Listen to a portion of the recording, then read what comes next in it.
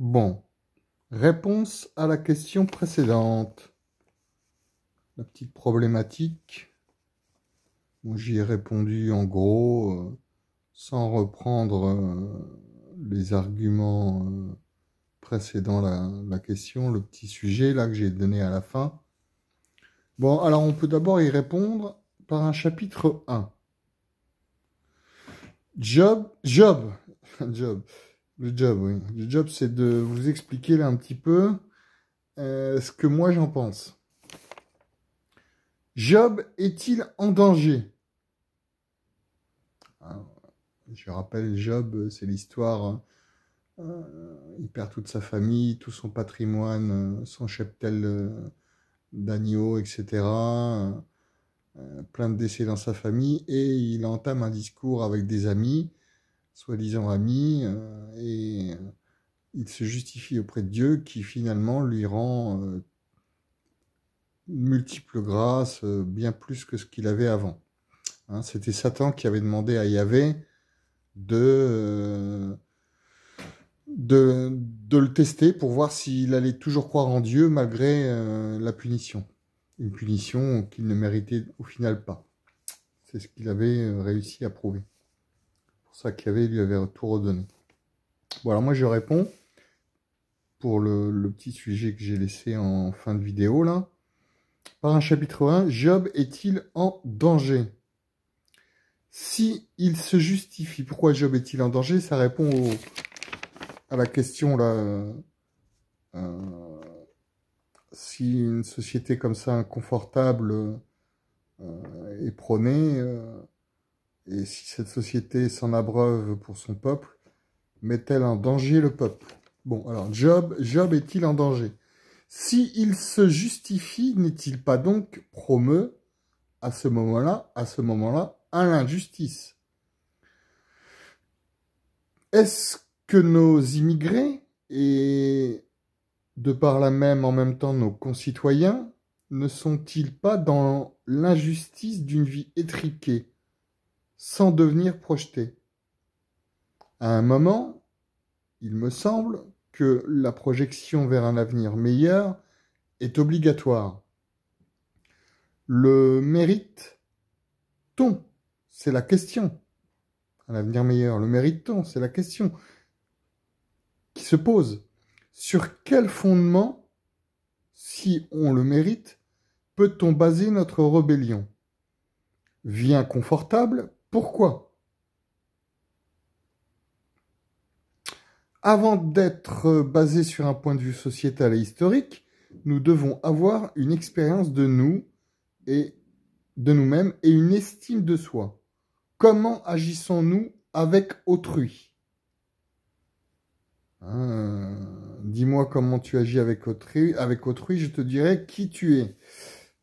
Question comme ça, je ne sais plus qui avait dit cela. En tout cas, c'est moi qui le dis. Alors, de façon généreuse, avec Alain, si oui, nous pensons alors que nous avons quelque chose à donner. Cela montre bien, cela vient bien de quelque part. Nous ne sommes pas stériles. À ce moment-là, nous allons vers les autres.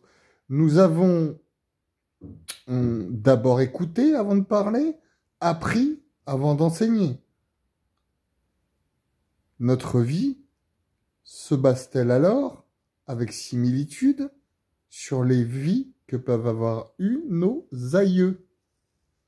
C'est plus qu'un début de perspective. Un horizon s'anime par un passif et un passé volumineux, un tant soit peu orienté vers le bien commun. Donc ça, c'est le chapitre 1. Donc ensuite, il faut continuer vers la description de ce que c'est que le bien commun. Hein? Et en l'occurrence, ça répondra à pas mal de questions sur qu'est-ce qu'il nous appartient de construire. Peut-on vivre avec sa conscience morale?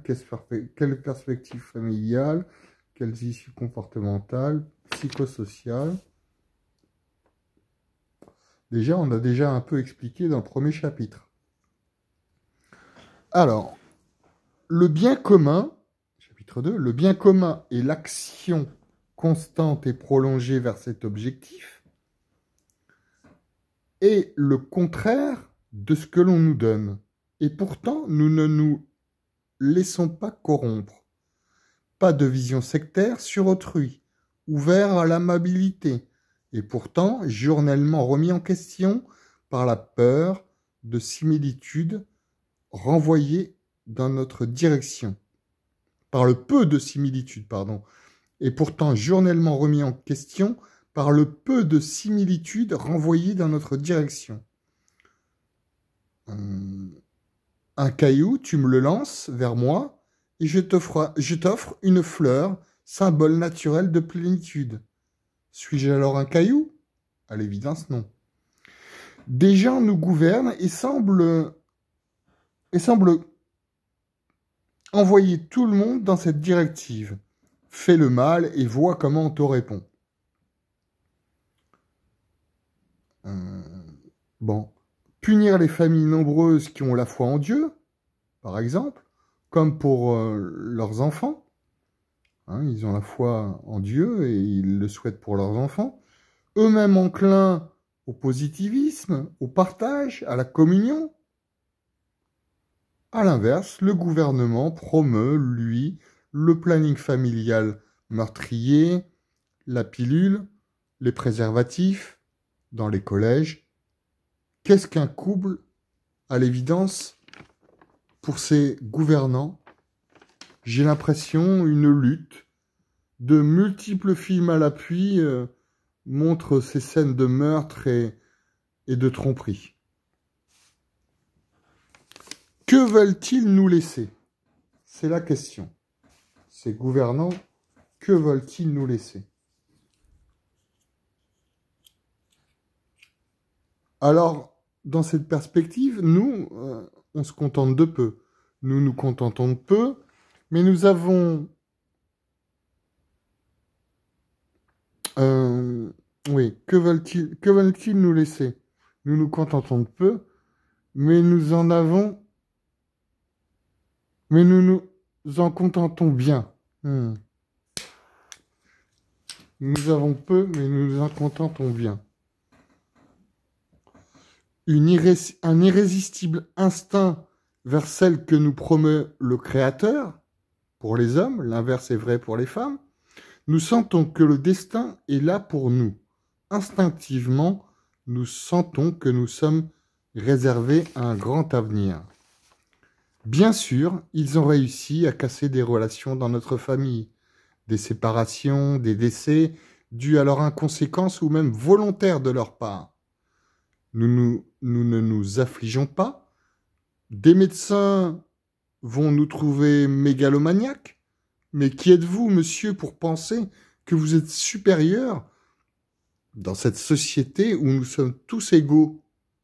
Argumentaire journalier, l'ennui, le désamour, ou l'envie inassouvie, la frustration. Tels sont leurs credos, ce sont leurs discours majeurs. Être heureux, le bonheur dans ce monde est impossible, nous disent-ils, alors que nous leur prouvons le contraire. C'est donc bien une société antinaturelle à laquelle nous avons affaire. Mais nous, même si au début ce n'est que dans la tête, nous avons l'espérance, la foi, la charité. Nous sommes prédisposés au surmonde. Nous sommes des élus. Voyez-vous, regardez-vous, mais qui êtes-vous franchement? Que ceux qui pensent comme moi se lèvent et avançons ensemble. Donnons une bonne leçon à l'égoïsme et punissons-le d'engrais irréversibles. Marchons à tromper l'embûche comme une fleur pousse à travers les cailloux. Le comportement en conformité avec la loi naturelle est une affaire de conscience personnelle, en lien avec le bonheur et l'altruisme. Le vaccin au malheur n'est pas une seringue remplie des plus nuisibles produits. mais plutôt une immunisation naturelle au déshonneur et à la malversation. C'est ce qui nous oppose. Rejoignez-moi, rejoignez-nous, ceux qui sont avec moi. Ou pire, avec lui, par lui et en lui. Radicalisons notre honneur et notre gloire. À la nôtre, à notre vie.